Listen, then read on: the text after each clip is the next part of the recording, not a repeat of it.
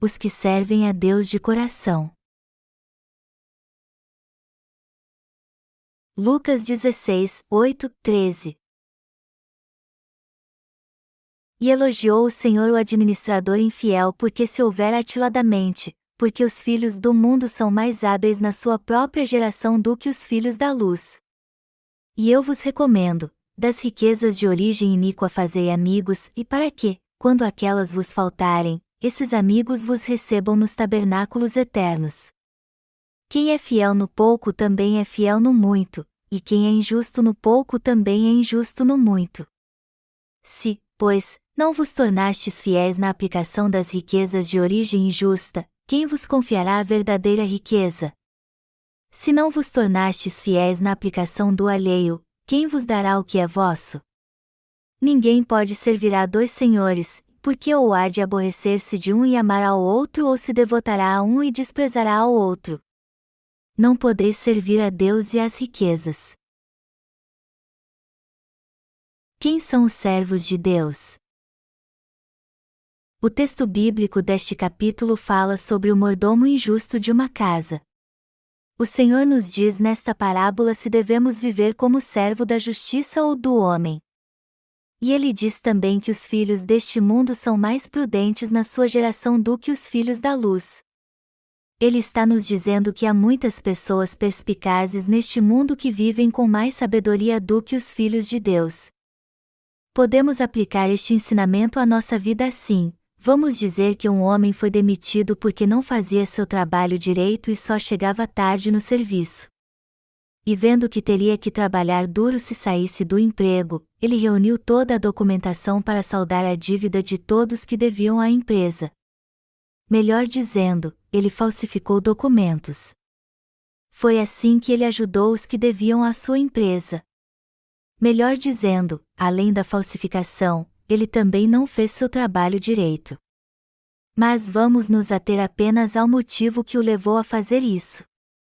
Por que ele fez isso? Porque ele queria ficar bem aos olhos dos devedores quando perdesse o emprego.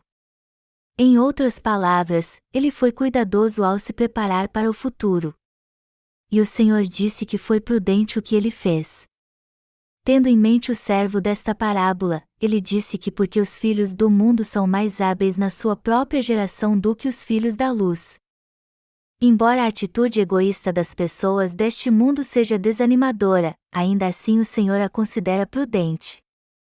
Através do texto bíblico deste capítulo, nós justos temos que pensar em como podemos servir ao Senhor por toda a nossa vida. O Senhor disse que devemos fazer amigos com as riquezas da injustiça.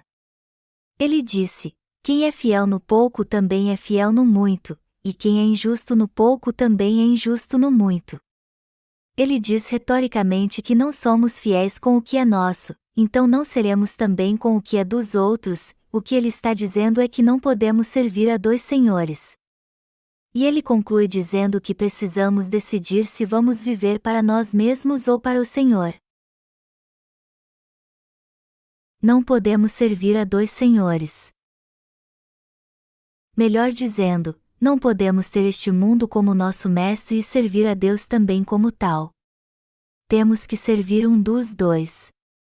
Temos que decidir se vamos servir ao mundo ou ao Senhor como nosso mestre. Mas antes de tomarmos esta decisão, temos que analisar uma coisa. Como o justo pode ter uma vida justa e prudente? Temos que ser prudentes em tudo o que fizermos. Precisamos ter olhos críticos, tanto em relação a nós quanto ao mundo.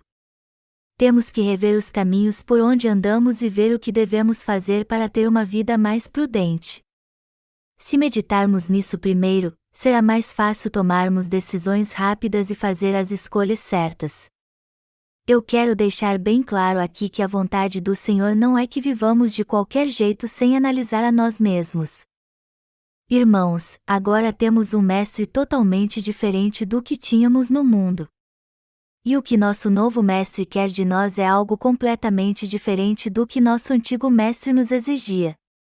Então, se não quisermos deixar nossos velhos hábitos, não poderemos agradar nosso novo mestre. Isso nos trará uma grande perda. Sendo assim, temos que pensar bem como vamos receber a graça de Deus e tomar a decisão certa.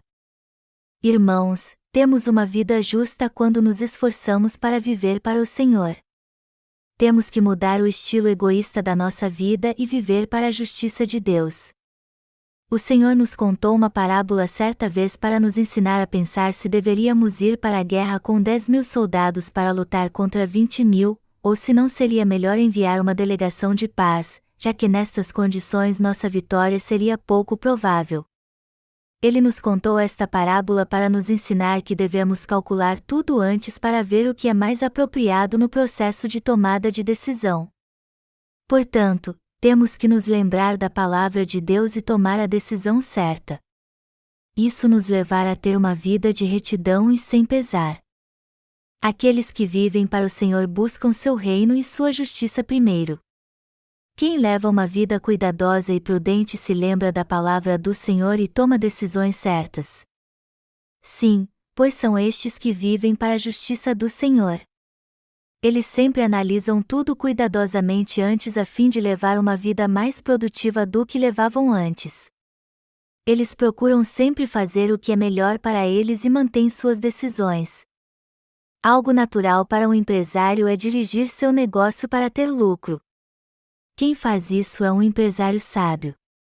Do mesmo modo, você e eu temos que levar em conta o custo e o resultado dos planos que fazemos a fim de decidir para quem vamos viver e, assim, procurar levar uma vida de retidão. O processo pelo qual passamos ao longo de toda a nossa vida no final é tão importante como o resultado. A maioria das pessoas lamenta por seu passado quando chegam a certa idade e olham para trás. A maioria dos idosos diz que viveu em vão quando perguntamos se eles foram bem-sucedidos em sua vida. E ainda dizem que com toda certeza fariam tudo diferente se tivessem uma chance. Você e eu ainda não chegamos ao fim da nossa vida, mas não podemos ter nenhum pesar quando isso acontecer. Nosso Senhor sabe bem para onde nós estamos indo. Se não calcularmos os custos e o resultado da nossa vida e vivermos de qualquer jeito sem nos preparar para o futuro, certamente lamentaremos quando estivermos perante o Senhor. É por isso que precisamos nos preparar melhor em nossa vida, como se tivéssemos um negócio. Servir à justiça de Deus é como dirigir um negócio. Há uma parábola na Bíblia que fala de um homem que deu talentos aos seus servos antes de partir para uma terra distante. Ao voltar, ele elogiou o servo que ganhou 5 talentos com os 5 que havia recebido dele. E também elogiou o servo que ganhou 2 talentos com os 2 que havia recebido dele. No entanto, o servo que recebeu 1 talento e o enterrou no chão foi repreendido e castigado por sua infidelidade. Ele era mesmo um tolo. Ontem nevou um pouquinho. Hoje de manhã eu ouvi a notícia de um homem que criava galinhas e perdeu todas elas quando uma tempestade de neve derrubou seus galinheiros e matou todas elas. Em entrevista a um repórter, ele disse que estava muito triste com o que aconteceu e que iria procurar um emprego agora. Mas ao pensar neste homem, eu vejo que ele tinha que ter se preparado para uma tempestade como esta. Ele poderia ter se prevenido da tragédia se tivesse se preparado para este perigo iminente. Infelizmente, a maioria das pessoas não toma precauções em sua vida e ainda culpa o destino por seu fracasso. Na verdade, muitas consideram o que acontece em sua vida como parte do destino. Só que Jesus não nos disse que emprego deveríamos ter e como nos preparar para o futuro. Mas já que temos bom senso, quem não se prepara para as tragédias da vida é realmente um tolo. Alguém assim é tolo porque não se prepara para o destino que o Senhor planejou para ele. Apesar de você e eu termos nascido de novo pelo Evangelho da Água e do Espírito, devemos nos preparar cuidadosamente. Se não fizermos isso, seremos tolos como o homem que perdeu seu negócio na tempestade de neve. Irmãos, temos que dedicar nossa vida a Deus e viver para o Evangelho da Água e do Espírito. Podemos ver claramente que a melhor maneira de viver é calculando os custos que teremos ao longo dela e o resultado disso tudo. Que vida você quer ter então? Há uma grande diferença entre aquele que calcula os custos e o resultado e o que não faz isso. O tamanho da nossa felicidade ou infelicidade vai depender se analisamos os custos ou não. Todos nós somos cristãos nascidos de novo no Evangelho da Água e do Espírito. Você acha que Deus ilude seus filhos? Claro que não. Eu creio que, ao contrário, Ele nos abençoa. E também creio que Ele deseja dar grandes bênçãos àqueles que vivem para o seu reino e para a sua justiça. Mas os que não calculam os custos e o resultado só terão problemas no futuro. É por isso que temos que calcular antes os custos e o resultado que teremos em nossa vida. Precisamos pensar muito bem como vamos viver. Para nós que nascemos de novo, basta viver para o Senhor. Mas se descobrirmos como glorificá-lo mais, Ele nos dará sabedoria para encontrarmos as respostas que desejamos. Se você conversar sobre isso com seu pastor, você terá mais respostas. O ministério de evangelismo em todo o mundo sempre me mostrou que Deus jamais deixa de prover as coisas materiais que precisamos. No entanto, precisamos pensar mais nestas bênçãos e orar mais para sermos dignos de recebê-las. Também temos que calcular quantas almas podemos salvar com os recursos que Deus nos deu para pregar o Evangelho da Água e do Espírito. Nós que somos servos de Deus temos que calcular o custo e o resultado de fazer missões mundiais, orar e aceitar o desafio de fazer esta obra. Alguns pastores são muito pobres, enquanto que outros são muito ricos. E o que faz a diferença aqui é se eles calculam ou não os custos e o resultado do seu ministério.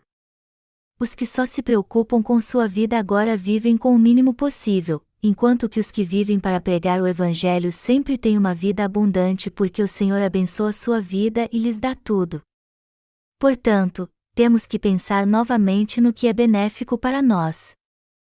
Eu quero lembrá-lo novamente que há uma grande diferença entre aquele que planeja cuidadosamente, ora e aceita os desafios da vida e o que não faz isso. Precisamos calcular os custos e o resultado dos nossos planos e ter um alvo claro em nossa vida. E temos que aceitar o desafio de alcançar tudo isso pela fé. Mesmo em tempos deprimentes como estes, podemos viver para a justiça de Deus. Apesar da depressão econômica, há muitos negócios que podem dar certo se planejarmos cuidadosamente e orarmos. Você já ouviu dizer que a crise pode gerar mudanças? Muitos que têm um negócio ficam ricos, outros acabam falindo, a diferença é se há pesquisa e planejamento antes de começar um negócio. E isso vale para os que nasceram de novo e os que não nasceram. É por isso que precisamos orar sempre. Precisamos orar para que nossa igreja tenha dinheiro. Como Deus poderá nos abençoar se aceitarmos o desafio de pregar o Evangelho pela fé mas sem orar? O Senhor é o Deus Criador. E temos que usar nossa mente para pregar o Evangelho. Se formos prudentes perante Deus e pensar mais nele, bons resultados naturalmente surgirão. Se pedirmos mais dinheiro a Deus para pregar o Evangelho, Ele nos dará. Eu creio que Ele nos dá mais dinheiro quando pensamos mais nele, oramos e o buscamos pela fé. Muitos hoje em dia são forçados a se aposentar mais cedo, e isso acontece porque eles não souberam calcular os custos e o resultado em sua vida. Aqueles que vão trabalhar, fazem seu trabalho de qualquer jeito, voltam para casa, tomam banho e vão dormir sem ter desafio algum em sua vida e se aposentam cedo. Melhor dizendo, estas pessoas não usam de criatividade quando pensam em sua vida. Mas isso certamente não aconteceria se eles fossem mais motivados e se dedicassem para ser o funcionário que sua empresa deseja e procura. Se você tiver fé, você alcançará bons resultados na Igreja de Deus. Eu quero que você creia que será o melhor no seu campo de atuação quando aprender a ter fé e for guiado pelos servos de Deus. Precisamos de dinheiro para pregar o Evangelho a todos neste mundo. Em tempos como estes, temos que aceitar este desafio pela fé e preparar nossos vasos para receber todas as bênçãos de Deus. Eu oro e creio que Deus nos ajudará a ter um negócio que precisa de pouco investimento, mas nos dará muito lucro. Lucrar muito investindo pouco é um princípio lógico da economia. A mensagem do Senhor neste capítulo fala que o homem não pode servir a dois senhores. Então é fácil entender o que é mais abençoador: servir ao Evangelho de Deus e proclamar sua glória, ou ser amigo do mundo e perecer com ele. Só que há muitos irmãos que não calculam os investimentos e resultados em sua vida. Irmãos, não podemos recuperar nossa vida depois que a perdemos. A vida é única para todos nós, por isso temos que viver sem pesar. Não esqueçam disso. O tempo que passou jamais voltará. É o mesmo que lavar as mãos nas águas de um riacho que fluíram e nunca mais voltarão. Eu vou fugir um pouco da mensagem agora, mas há um bar chamado Li Shug Dollar, próximo à cidade de Chuncheon. E a primeira vez que estive lá, eu não tinha a mínima ideia porque ele se chamava assim. 2 meses depois, eu descobri que seu nome é um acróstico das palavras em coreano que significam "devolva-me minha juventude". E o que me parece é que o dono do bar sente muita falta da sua juventude. Mas como todos nós sabemos, o tempo em que éramos jovens não pode mais voltar. Isso é totalmente impossível. O tempo passa como o curso de um rio, e assim como lamentamos por muita coisa, vemos que também tivemos bons momentos ao olharmos para o passado. O tempo que passou não pode mais voltar. Mas se alguém pode dizer a si mesmo: eu não teria conseguido isso se não tivesse tomado esta decisão naquela época, esta pessoa certamente soube viver. Todo mundo lamenta por algo que deveria ter feito. O tempo passa e deixa todo mundo com sentimentos de pesar e satisfação. De todo modo, eu vou calcular os investimentos e os resultados da minha vida com todo cuidado, independente se Jesus voltar amanhã ou daqui a 100 anos. E eu aconselho você a fazer o mesmo. O tempo voa ainda mais quando ficamos vendo a vida passar. Por isso precisamos nos preparar para ela o tempo todo. Os que fazem isso não lamentam seu passado. Eles podem até se arrepender de algumas coisas, porém jamais pelo que aconteceu com eles. No entanto, os que não fazem nenhum planejamento e não se preparam para a vida acabam se arrependendo. Você tem que entender que não teremos ganho algum se não calcularmos os investimentos e resultados em nossa vida e vivermos de qualquer jeito sem semear para colher no futuro. Os que não vivem para a justiça de Deus com toda certeza se arrependerão. Eles dirão cheios de pesar quando envelhecerem: eu poderia ter aprendido e ganhado muito mais se caminhasse com o Senhor pela fé. A fé é o que há de mais importante para um justo que quer ter uma vida correta. O que devemos fazer então para ter uma fé assim? Antes de tudo, temos que aprender sobre esta fé com nossos pais na fé a fim de que possamos ter a verdadeira fé. Em outras palavras, temos que seguir os passos de homens de fé e ser guiados por eles. De certa forma, viver pela fé não é fácil. Apesar de termos sido do pecado e renovados, não podemos fazer tudo sozinhos e da nossa maneira. Além disso, a fé só cresce com o aprendizado. É impossível encontrar alguém que não pertence a alguma igreja e tem fé. Aqueles que deixam a igreja de Deus tendem a se voltar contra ela. E quem deixa a igreja certamente terá uma vida de pesar. Portanto, temos que aprender a ter fé na justiça de Deus com quem tem fé. É assim que podemos viver pela fé.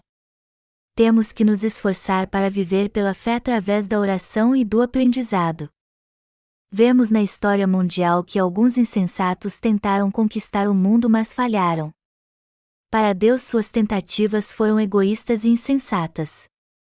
A única coisa que agrada a Deus é conquistar o mundo com o Evangelho da água e do Espírito.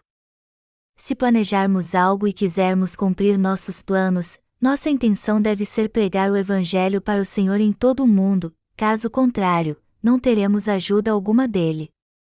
Já que o Senhor disse que devemos buscar o reino de Deus e a sua justiça, temos que obedecer à sua ordem e pregar o Evangelho em prol da justiça de Deus, para expandir sua igreja, salvar almas e para a paz de todos os homens.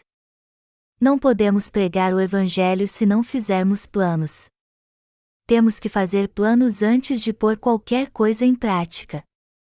Também temos que saber quanto tempo vamos viver e o que precisamos fazer com o que resta da nossa vida. Caso contrário, seremos vítimas do fatalismo e perderemos nossa vida. Mas Deus nunca impôs limites em nossa vida como destino. Ele é um Deus justo que dá a mesma oportunidade de desfrutar da sua paz e de suas bênçãos a todos que tomam a decisão certa. Nós pregaremos mais do que antes este ano. Até agora temos pregado o Evangelho da Água e do Espírito em cerca de 110 países no mundo. Mas não devemos ficar felizes com isso, e sim nos esforçarmos mais para pregar o Evangelho em todos os países do mundo que ainda não foram alcançados.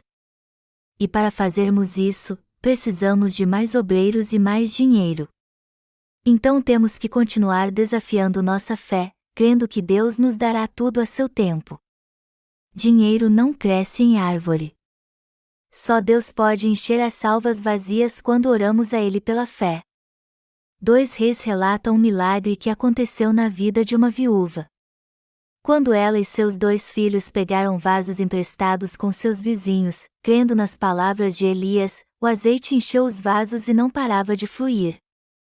Daí por diante a viúva e seus filhos puderam ter uma vida sossegada.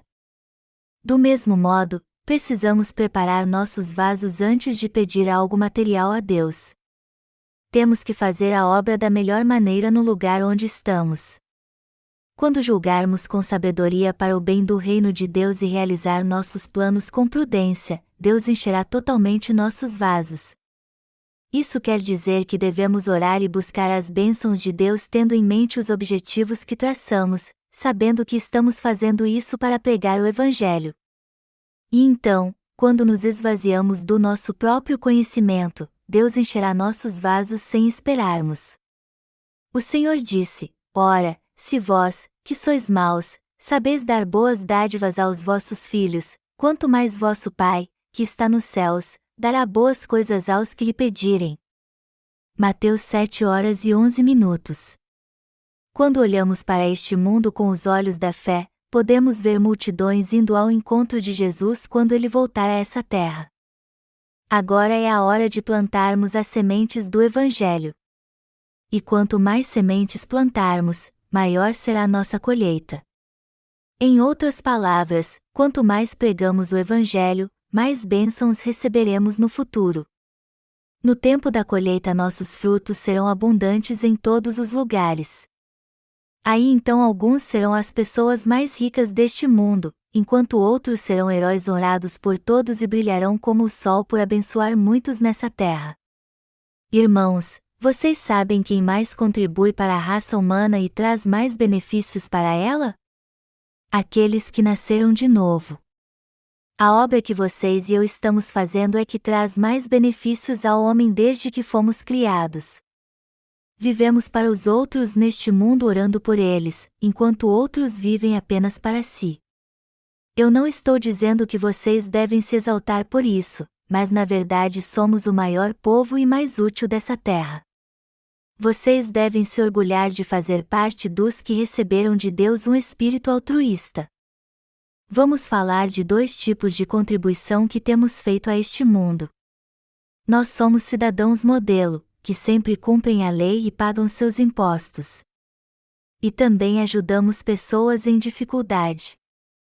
Muitos não respeitam as regras básicas da sociedade, mas nós somos diferentes. Não há maldade nos nossos planos e sempre oramos pelas pessoas deste mundo. Nosso trabalho é para que o homem se reconcilie com Deus através do Evangelho que traz paz a todos. Aonde quer que vamos, é difícil encontrar pessoas que trabalham pelo bem dos outros. Nosso prêmio será muito mais do que o prêmio Nobel. O Senhor disse: Bem-aventurados os perseguidos por causa da justiça, porque deles é o reino dos céus. Mateus 5h10. E os pacificadores terão paz. Vocês e eu somos pessoas abençoadas. E eu creio que Deus derramará suas bênçãos sobre tudo o que fizermos para o Senhor. Seremos abençoados se crermos na sua fidelidade e enfrentarmos nossos desafios pela fé. Precisamos ter objetivos, entender os métodos e estar na posição que Deus nos colocou para servi-lo de todo o nosso coração e com todas as nossas forças até o fim. Então Deus nos abençoará ainda mais para que possamos ajudar mais pessoas. Nós estamos no mesmo barco com o Senhor. Então temos que servir a Jesus Cristo como nosso Senhor e nos unir a Ele para expandir seu reino. Mas não devemos esperar nenhuma bênção dele se não nos comprometermos com Deus de coração. Apesar de sermos falhos, temos dedicado nossa vida ao reino de Deus, sabendo que nosso corpo não mais nos pertence, mas é um precioso instrumento da sua justiça. Quando decidirmos servir apenas ao Senhor, Deus estará conosco e nos abençoará. É muito importante então saber o que vamos fazer. Há uma grande diferença entre os que dedicam seu coração a Deus e os que não fazem isso. Aqueles que servem ao Senhor sem nenhum compromisso no coração acabarão traindo-o. Mas os que dedicam seu coração a servir somente ao Senhor, por outro lado, sempre vivem para Ele nos bons e nos maus momentos, esteja frio ou calor, Deus está com eles. A fé do nosso coração é mais importante que tudo. Eu quero enfatizar algo aqui novamente. Se decidirmos buscar a ajuda do Senhor e nos confessarmos assim: eu só tenho um Senhor. Eu sou servo de Deus. Então eu vou viver para o meu Senhor, meu Mestre, poderemos levar uma vida de fidelidade servindo ao Senhor. E se vivermos assim, nosso Mestre nos glorificará e abençoará. No entanto, o Senhor não reconhece aqueles que querem servi-lo, mas não viver para Ele. Aqueles que não vivem só para Deus um dia acabam se voltando contra Ele. Por isso que o Senhor tem que nos ver como alguém fiel. Só podemos fazer a obra do Senhor quando tomamos a firme decisão de fazer tudo para Ele e vencer todas as dificuldades com Ele. O Senhor dá mais trabalho àqueles que mais se esforçam. E os que têm uma atitude assim serão mais amados e abençoados pelo Senhor. Não podemos nos esquecer disso. No entanto, o Senhor se preocupa com aqueles que não assumem nenhum compromisso com Ele. E por mais que pareça que estão bem agora, o Senhor sabe que eles acabarão deixando-o numa condição pior do que agora. Deus guarda os que têm compromisso com Ele, regozijai-vos sempre. Orai sem cessar. Em tudo, dai graças. 1 Tessalonicenses 5, 16, 18. Ele também nos promete: eu te ajudarei e te darei todo o apoio, pois você é meu servo, apesar de suas falhas. Mas ele não diz isso aos que não têm compromisso com ele. O Senhor sempre está ao lado dos que trabalham com ele. Irmãos, nós estamos servindo ao Senhor. Por isso somos seus servos. Alguns acham que a palavra servo traz algum privilégio, mas ser servo de Deus significa fazer tudo o que o Senhor lhe mandar. Se seu mestre der uma festa, ele tem que comparecer e desfrutar de tudo. Quando algo incomoda seu mestre, ele tem que fazer o melhor para ajudá-lo a resolver o problema. É isso que os servos devem fazer. A partir do momento que tomamos a decisão e dizemos: o Senhor é meu mestre e a partir de agora eu vou viver só para Ele, a sua obra se torna a nossa obra. Já que somos servos de Deus, temos que trabalhar duro para o Senhor e cuidar bem de tudo o que é dele. Os servos de Deus não se cansam ao fazer sua obra. Nosso corpo pode ficar cansado, mas nosso coração sempre se alegrará e terá paz quando fizermos a obra do Senhor. Fazer a obra do nosso Senhor é o mesmo que fazer a nossa própria obra. E apesar de termos uma relação de mestre e servo, de certa forma somos um só com Ele. No filme Ben-Hur, o personagem principal volta para casa depois do exílio. E ao chegar ele a encontra em ruínas. Nesta hora alguém aparece. É a filha de um antigo servo que ele tinha antes de ir para o exílio. Ela então o leva para um cômodo da casa, onde ele o encontra e vê que ele não pode mais andar. Ele fica sabendo que seu servo foi torturado por causa dele e o pega no colo para cuidar dele. Aí então ele se apaixonada pela sua filha, que havia ficado na casa. O servo no filme nunca culpou seu senhor, apesar de ter perdido o movimento das pernas ao ser torturado por sua causa.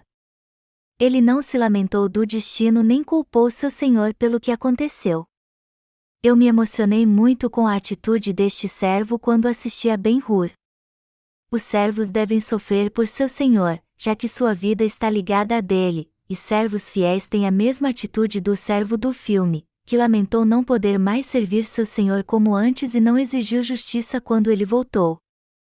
E eu nem preciso dizer que os servos devem compartilhar da alegria do seu senhor. Assim como a função de um mordomo é cuidar das tarefas da casa, a função do servo de Deus é viver e morrer por ele. É natural os servos serem humilhados e honrados pelo seu senhor. Do mesmo modo, todos nós temos que ser fiéis servos do Senhor. Não devemos esquecer que a obra do Senhor é a nossa obra também, que sua glória é nossa glória, e finalmente que nosso Senhor é Jesus Cristo. Poderemos fazer tudo com alegria se tivermos esta disposição no coração. Devemos nos alegrar, orar sem cessar e ser gratos a Deus quando nos lembramos que tudo vem dele. Assim deve ser a atitude de um servo fiel. Se acharmos que somos donos da nossa vida e quisermos fazer tudo segundo nossa vontade e desejos, não poderemos servir ao Senhor fielmente.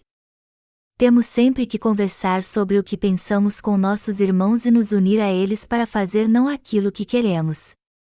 Precisamos consultar os servos de Deus e nossos obreiros para tomar decisões baseadas no que discutimos com eles, a fim de que possamos dividir bem a obra de Deus e fazê-la com eficiência. Alguém realmente dedicado ao Senhor é aquele que faz sua obra com alegria no coração, seja qual for alguém assim faz tudo com o coração alegre. Ele pode até ficar cansado do trabalho, mas procura fazer sempre o melhor na obra do Senhor. Mas quem se considera seu próprio Senhor, por outro lado, toma decisões baseado no que é melhor para si. No entanto, os servos do Senhor não escolhem o que querem fazer, contando que seja a sua obra, pois sabem que no futuro serão abençoados por isso. Há dois tipos de crentes, os que são seus próprios reis e os que servem ao Senhor como seu rei. E quando comparamos o coração destes dois grupos, podemos ver que há mais paz no coração dos últimos do que no dos primeiros. Os que servem a Jesus como seu Senhor, quer comam, quer bebam, fazem tudo para a sua glória. Eles fazem tudo para cumprir a vontade do Jesus, seu Senhor. Servos fiéis de Deus têm a coragem de se recusar a fazer o que é melhor para si mesmos, e não para o Senhor. Irmãos, nós temos servido ao Senhor assim? Nós temos trabalhado para o Senhor sem cessar. Nós não pregamos o Evangelho em mais de 110 países? Não conseguiríamos pregar o Evangelho em tantos países assim se fizéssemos a obra para satisfazer nossos desejos. Quando é algo para nós, ficamos realizados ao alcançar o pouco que seja. Mas quando é para o Jesus, nosso Senhor, não podemos nos contentar com pouco. Não temos de desfrutar das pequenas realizações porque temos muito mais a fazer. O coração dos servos fiéis é diferente do coração dos que são senhores de si mesmos. E a característica dos que vivem para os outros também é diferente daqueles que vivem para Deus. Como seus objetivos são diferentes, os meios e os resultados também são. No começo tudo até parece igual, mas quando surge um problema cada grupo tem uma maneira e uma atitude diferente de resolver a situação. Os que servem a Deus como seu Senhor entendem no que erraram, voltam atrás e ficam ao seu lado em momentos críticos. E na hora de tomar decisões, eles sempre escolhem ficar ao lado de Deus. Mas os que não têm compromisso são mais propensos a trair o Senhor e escolher o melhor para si nestas situações. É por isso que se comprometer de coração é algo muito importante para servir ao Senhor. Os que têm seu coração no Senhor podem confessar: eu entreguei minha vida ao Senhor e vivo para Ele. E isso vale muito a pena porque o Evangelho é maravilhoso e faz bem às pessoas. É por isso que eu vou trabalhar para o Senhor e viver para Ele de todo o meu coração. Deus admira muito quem tem um coração assim. E Ele não vai cuidar dos seus servos fiéis. Sendo assim, você e eu temos que ser servos fiéis. Na verdade, todos precisam ser servos fiéis do Senhor. Só que não há muitos servos fiéis do Senhor. Precisamos de verdadeiros servos, e não de simples servos. Quando dedicamos nosso coração a Jesus Cristo e vivemos para Ele, Deus realiza grandes feitos por meio de nós. Por maior que seja a multidão que segue o Senhor, todos eles serão inúteis para Ele se não tiverem compromisso. Eles não terão utilidade alguma para Deus. A maioria deles irá fugir diante do menor perigo. No entanto, os verdadeiros servos fiéis do Senhor não temem nada neste mundo. E podemos fazer isso na vida de todas as pessoas também, e só temos que impactá-las com a verdade para que isso aconteça. Não podemos servir a dois senhores, apenas um. Devemos dedicar nosso coração a servir ao Senhor. E temos que fazer isso, por mais que nossa vida seja difícil. Eu creio que Deus fará tudo dar certo quando comprometermos nosso coração com Ele. Temos que viver pela fé, irmãos. E também como servos da fé. Somos servos do reino de Deus. E os servos de Deus são felizes realmente. Eles não são servos comuns que trabalham para as pessoas do mundo, mas servos de Cristo. Como todos vocês sabem, alguns são escravos dos outros. E temos que rir deles quando os virmos. Aquele a quem servimos como Senhor nos coloca numa posição diferente. Nós servimos ao Senhor, que é digno de vivermos para Ele. Ele é mais do que digno de vivermos para Ele. É uma grande bênção ter um Senhor tão maravilhoso. Nós somos muito abençoados. Bem-aventurados os que não lamentam se sacrificar para servir ao Senhor. Vale muito a pena ser servo do Senhor. Mas os que servem a senhores que não são dignos, por outro lado, são realmente patéticos. Nosso Senhor é o único Senhor. Eu creio que Deus nos ajudará e trabalhará por meio de nós se dedicarmos fielmente nosso coração à pregação do Evangelho e fizermos sua obra. E Ele certamente fará isso por nós. Tudo o que precisamos fazer é buscar, pedir, bater pela fé e preparar nossos vasos. E também precisamos prosseguir pela fé. Deus cumprirá tudo por meio de nós com seu poder absoluto sempre que buscarmos sua ajuda. Eu creio nesta verdade e que todos vocês também creem. Irmãos, temos que viver pela fé. Devemos entregar todas as nossas preocupações ao Senhor e viver pela fé colocando em primeiro lugar a obra de Deus. Tudo o que precisamos fazer é viver pela fé como seus servos. Melhor dizendo, devemos servir a Jesus como nosso único Senhor. Eu creio que Ele nos dará a vida, paz e suas bênçãos se o servirmos como nosso Senhor de todo o nosso coração. E eu termino este sermão com gratidão ao Senhor em meu coração.